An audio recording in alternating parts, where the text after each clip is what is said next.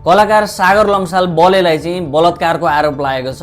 अमेरिकाबाट एकजना सङ्गम विष्ट भन्ने चेलीले चाहिँ निकै लामो स्ट्याटस लेखेर चाहिँ आफूलाई चाहिँ डिप्रेसनमा भएको बेलामा, एन्जाइटी भएको बेलामा, मानसिक तनाव भएको बेलामा चाहिँ आजभन्दा 1 वर्ष अगाडि सागर लम्साल बलेले चाहिँ आफूमाथि यौन शोषण गरेको भन्दै उनीले निकै लामो स्ट्याटस लेखेका छिन्। र यो स्ट्याटस आएसँगै धेरैजनाले चाहिँ सागर लम्साललाई चाहिँ टिका टिप्पणी गर्ने र बलात्कारी भन्दै धेरै गाली गलौज गरेको निकै धेरै भिडियोहरू हेर्न सकिन्छ।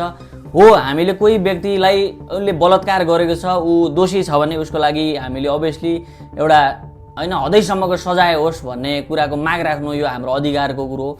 तर अहिले भनेको चाहिँ सागर लम्साललाई चाहिँ आरोप मात्रै लागेको हो। यो फेरि शब्द म दोहोऱ्याउन चाहन्छु, अहिले आरोप मात्रै लागेको हो। उसलाई अदालतले चाहिँ बलात्कार गरेको हो भन्ने पुष्टि नगरेसम्म चाहिँ कोही मान्छेलाई पनि त्यसरी चाहिँ एकदमै धेरै मुखै फोरेर चाहिँ गाली नगरिदिनु हुन अनुरोध गर्दछु। कानुनभन्दा माथि कोही पनि छैन र सत्य तथ्य छानबिन होस्। 1 वर्षभन्दा अगाडिको कुरा रहेछ हैन, यो बीचमा किन बोलेन, यदि यो केटी सही थियो भने त बोलिहाल्थे नि भन्ने खालको कुराहरू धेरैजनाले गर्नुभएको छ।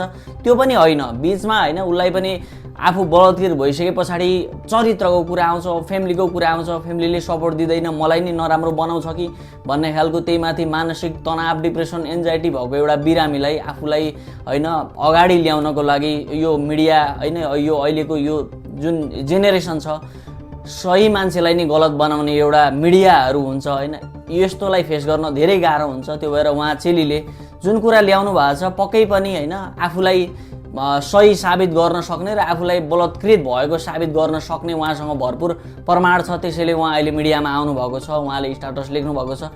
त्यो हिसाबले गर्दाखेरि उहाँ चेलीको पनि न्यायको लागि सबैजनाले बोलौँ र उहाँ चेलीको चाहिँ न्यायको लागि बोल्दै गर्दाखेरि सागर लम्साललाई अहिले जुन यो लागेको यो एउटा हैन बलात्कार जस्तो जघन्य अपराधको एउटा ट्याग छ, यो चाहिँ अदालतले पुष्टि नगरेसम्म चाहिँ ऊ बलात्कारी चाहिँ करार हुँदैन। त्यो हिसाबले चाहिँ सागर लम्साललाई पनि यदि दोषी छ भने कारबाही हदैसम्मको कारबाही हुनुपर्छ। नेपाल सरकारले सक्छ भने त फाँसीकै सजाय पनि हुनपर्छ यदि बलात्कार गरेको हो भने। तर अदालतले चाहिँ अदालतको अन्तिम आदेश नआएसम्म चाहिँ कोही व्यक्तिलाई चाहिँ बलात्कारी करार गर्दैमा बलात्कारी नहुने, ऊ एउटा दोषी मात्रै भएको हुने कारणले चाहिँ दोषी भयो भन्दैमा कसैलाई पनि यति धेरै पनि गाली नगरौँ। नेपालको अथवा अमेरिकाको हैन यो दुई देशको एउटा कानुन छ, नेपालको पनि कानुन छ, अमेरिका पनि एउटा विश्वको प्रसिद्ध कानुन भएको देश हो हैन। यो दुईटा देशको कानुनले पक्कै पनि हैन जो पीडित छ उसलाई न्याय मिल्छ र जो पीडक छ उसलाई चाहिँ सजाय मिल्छ।